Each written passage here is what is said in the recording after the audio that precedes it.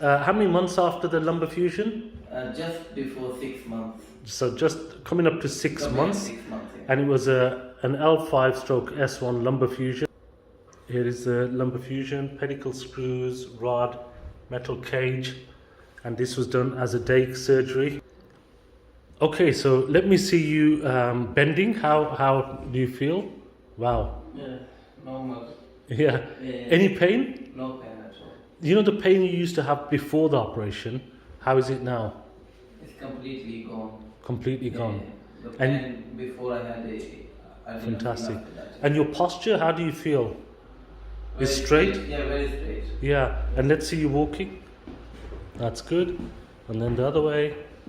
Fantastic. Perfect. Well done. All good.